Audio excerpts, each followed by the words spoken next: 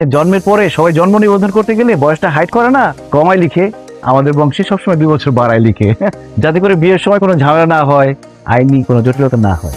তার মানে আপনার ছেলের বয়স 19 বছর 10 দিন। তার মানে আপনার যখন বিয়ে হয়েছিল তখন আপনার বয়স 19 বছর 1 দিন। বিয়ে এসে তো অঙ্কে খুব পাকা ছিলেন মনে হচ্ছে। আর আমার ওয়াইফের বয়স ছিল 16 বছর। তা আপনার ওয়াইফকে নিয়ে আসলেন না? মানে জিসানের আম্মাকে নিয়ে আসলে ভালো। ধনী কোথায়? জিসানের জন্মের সময় ওর মা মারা যায়। তাহলে আপনার মা নিয়ে আসতেন। আমার জন্মের সময় মারা গেছে আমার আম্মা। এতে মারা যাওয়া ফ্যামিলি। অল্প বয়সে বিয়ে করলে বাচ্চা জন্ম দেওয়ার সময় মায়ের চাইতে মারা যাওয়ার চান্স থাকে। না না না, এই তো ঝামেলার ফ্যামিলি। আমাদের মেয়েরও তো অল্প বয়স, মাত্র 18 বছর 1 দিন হয়েছে। এইখানে তো আমরা আমাদের মেয়েকে বিয়ে দিতে পারি না, মারা যাবে। এই বিয়ে ক্যান্সেল। আমি রাজি।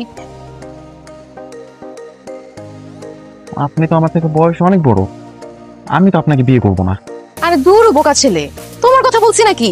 তোমার বাবাকে আমার পছন্দ হয়েছে। বয়স, হাইট সবকিছু একদম পারফেক্টলি ম্যাচ হবে, একদম রবনে বানাদি জড়ি। এই যে বিয়ে করবেন আমাকে। তোমার বোনকে সামলাও, বাণিজ্য সব শেষ হবে সকাল তাড়াতাড়ি। আই মেনু একদম চুপ। যা রুমে যা, যা রুমে যা। করেন না বিয়ে প্লিজ।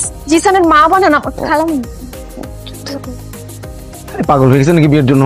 এই যে নিয়ে যাও ভিতরে। একবার শুনেন, আমরা আপনাদের সাথে কোনো রকম সম্বন্ধ করবো না। আপনারা আসতে পারেন, গেটের দিকে যান।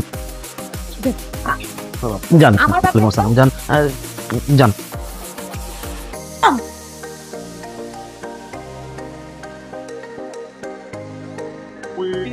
এই যে অল্প বয়সে বাবা হয়ে যাওয়া ছেলেটা, কেমন আছেন? এই আপনি বিয়ে পাগলিটা না? এইভাবে পাবলিক প্লেসে বিয়ে পাগলি বলছেন কেন, ভুল বলছি কিছু? এই কি করতেছেন? দাঁড়ান ম্যারি মি। দাঁড়ান।